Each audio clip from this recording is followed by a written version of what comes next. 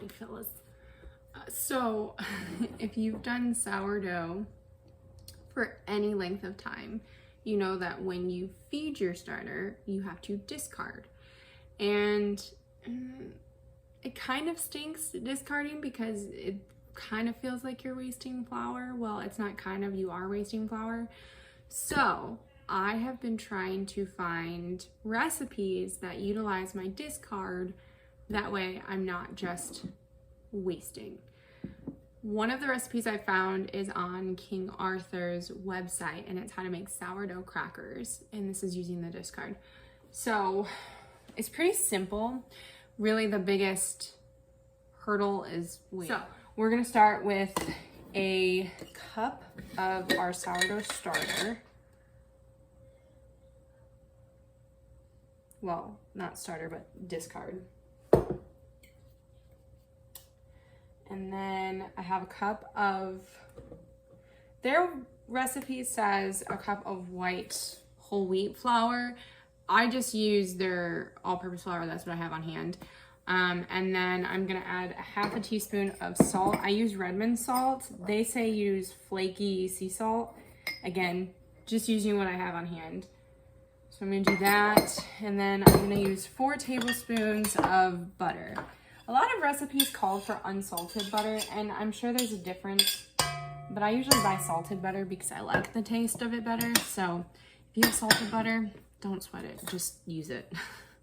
And then you can add dried herbs to it if you'd like, but you don't have to. I don't usually. And then there's olive oil for brushing and coarse salt, but we'll get to that part in a minute. And we have dough.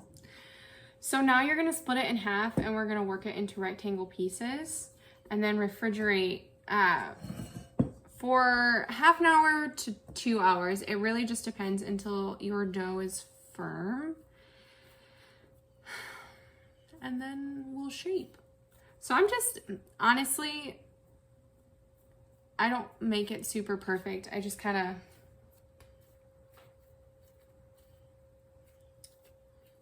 just little rectangles. It doesn't have to be anything super fancy. I'm gonna use plastic wrap. Maybe. And I'm just gonna wrap it. And quite honestly, you can skip this step too. Most of the time I just leave it in the bowl and cover it with a towel and call it good and let it firm up for about a half an hour or so, and then I shape it. So if you want to move it into rectangles and wrap it like I'm doing, feel free. If not, don't sweat it, you can always split it later. So this will be about a half an hour to 2 hours in the refrigerator. Most likely, feeling how the dough is now, it's probably gonna be about a half an hour, and then I'm gonna let it just chill out, chillax, chill-later, I don't know what I'm saying. Probably just gonna let it sit in there for about a half an hour, and then I will come back and work it into a real rectangle, because these are kind of my tiny little squares. My little squares. So just gonna stick these in the fridge. And I'll see you in half an hour. All right. Now we got some firm dough to use.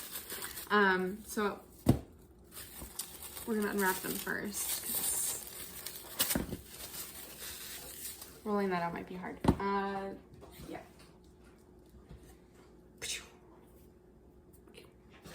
Okay.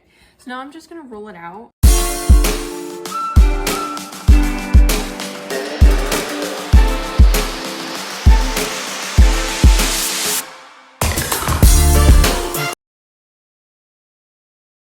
Okay, just stopping in real quick in between rolling out my other rectangle. Preheat your oven to 350, otherwise you're gonna have to wait even longer, and that's just annoying, right?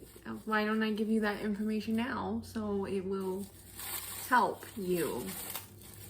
Anyway.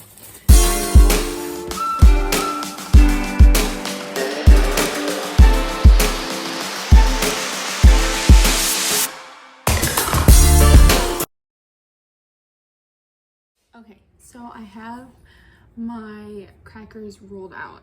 It does not have to be perfect, and it's not going to be, especially the edges. You're probably gonna have kind of like frayed edges. Not a big deal. Honestly, it doesn't matter because you're gonna cut them up anyway. So what we're gonna do now is I'm going to drizzle some olive oil over the dough. Maybe. Yeah, I'll do it on the other one. No! Is it gone? No. We have a crisis. Crisis averted. We did indeed have more olive oil. Oh, that's a lot. Okay.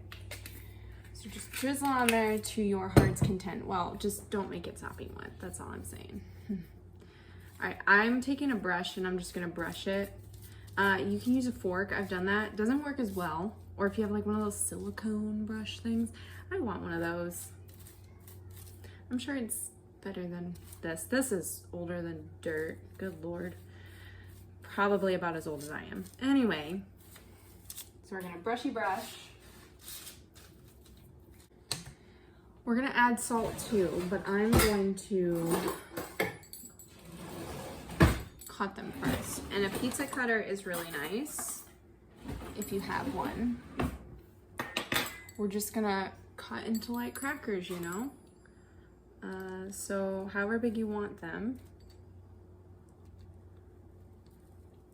The taste of these remind me of like saltine crackers, slightly thicker saltine crackers, but they're good, especially if you're trying to avoid buying, you know, like baked things from the store. This is a good recipe. It's simple ingredients. My crackers look ugly, like it, but I know where they're coming from, you know? I mean, one might be able to draw the similarity to like pita bread, but it's not quite as thick as pita bread, I don't think. Anyway, so now you have cracker looking things. I'm gonna do the same thing to my other side, and then I'm gonna take my fork, and all I'm gonna do is poke, just like poke holes like this. You know how like saltine crackers have those holes? So you're gonna kind of do that with all of the crackers. This just helps it not rise, like be super puffy. So now I'm gonna do it to the rest of these. It's the final step. I don't know. It is the final step. Before we put them in the oven, we're just gonna sprinkle with some kosher salt. You want thicker salt, otherwise it doesn't turn out as well. I've used just regular table salt before, and it doesn't have the same saltiness on crackers. Like, you know, you pull out like a Cheez-It or something, and it has like the salt on it. That's kind of what this is.